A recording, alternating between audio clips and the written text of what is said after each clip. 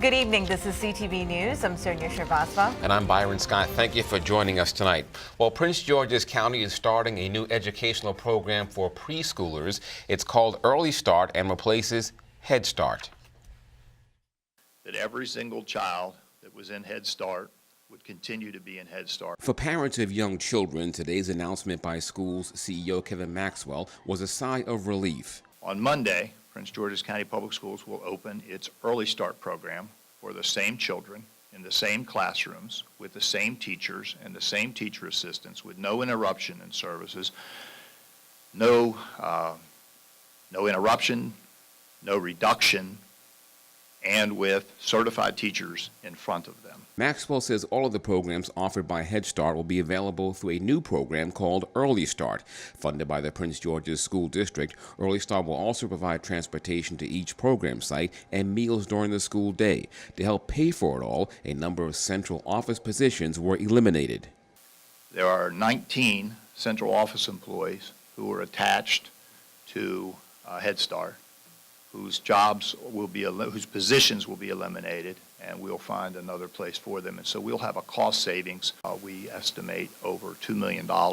You'll recall Prince George's Head Start program lost $6.5 million in federal funding after allegations of abuse and poor teacher training surfaced. Maxwell says the new program is more stringent. We have put in place a screening process for our employees who are in the program to make sure that they are still an appropriate fit for that program. Maxwell met with teachers and assistants this morning to reinforce expectations, including new reporting procedures in cases of suspected wrongdoing. The reporting issue, I believe, is much clearer for absolutely everybody who works for us, for our parents, and we're going to continue to work toward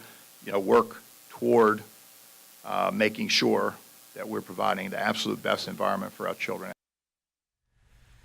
And Dr. Maxwell and top school board officials will brief County Council Monday morning at 11 on the status of the program. Meantime, several new Maryland laws targeting drunk drivers will take place tomorrow, October 1st. Most notably, Noah's Law, named after fallen Montgomery County police officer Noah Leota. Authorities say the statewide measure will serve as a new tool for law enforcement in their efforts to reduce impaired driving by requiring ignition interlock devices for all offenders. Now, today, officials in Rockville unveiled a sticker with his image, which will be affixed to the in-car breathalyzers. An administrative correction. It's going to change behavior. It's going to save lives. We know it makes a difference. But now we're also adding to this device Noah's image and badge here. Not only does it expand the categories of people who mandatorily, if you want to start your car, you've got to have this ignition interlock system in there, and if you will not be able to start your car if you cannot blow into the machine, and we see that there's no alcohol in your system. If a driver refuses to take an alcohol breath test, they would either have to install the interlock for 9 months or their license will be suspended. Noah's Law also requires the breath testing ignition devices for anyone convicted of driving while intoxicated. Noah Leota was struck and killed by a drunk driver while on DUI patrol last December. Now, officials say the sticker is meant to serve as a lasting tribute to the officer and his passion for getting drunk drivers off the streets. And Maryland is moving forward with online voting despite warnings of possible tampering. Cyber experts urge election board members not to certify the online system, saying it's dangerously vulnerable to hackers and privacy invasions. However, officials say they've taken the steps needed to safeguard it.